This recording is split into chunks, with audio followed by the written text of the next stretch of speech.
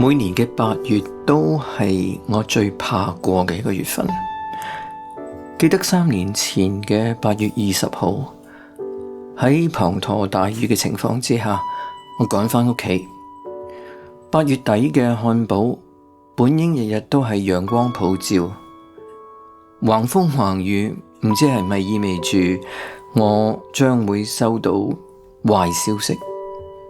我記得我一踏入屋企門口咧，就聽到電話響聲，係妹妹由香港打嚟嘅電話。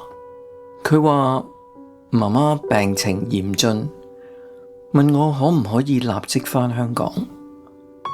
收咗線之後，我放低手機，呆呆咁樣企咗喺門口。我覺得我嘅心一陣劇痛，喺我一生之中從嚟未試過咁焦慮同埋驚恐，係驚永遠失去一個至愛親人。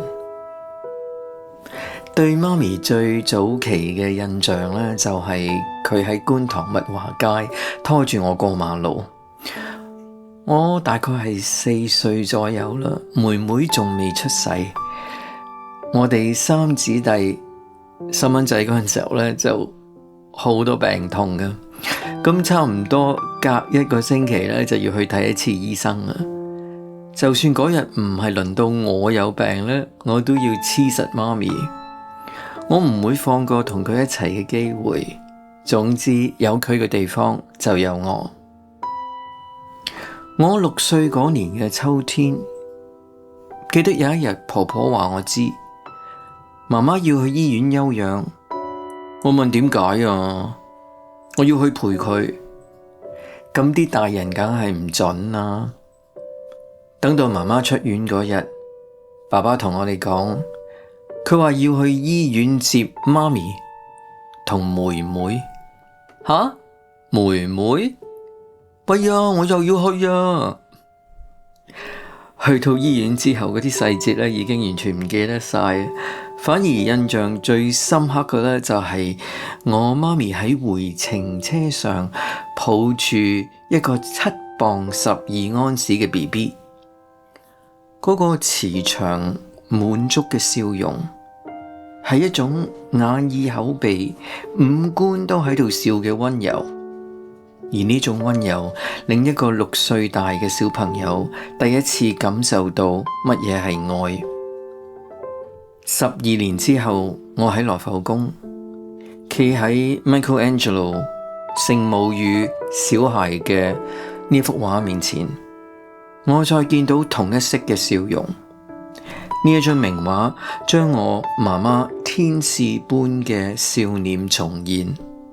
對我嚟講，媽媽就係我嘅護身天使，我嘅聖母瑪利亞。18歲，我離家出走，去咗法國。憂心忡忡嘅媽咪同姐姐喺毫無線索之下千里尋子。佢哋到埗之後，媽媽選擇喺酒店等消息。好彩姐姐喺巴黎有個朋友幫忙，唔夠2日就揾到我啦。我見到姐姐先知道媽媽已經嚟咗法國。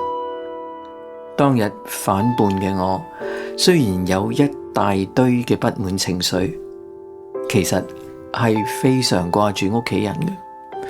我同意去酒店見媽咪一面。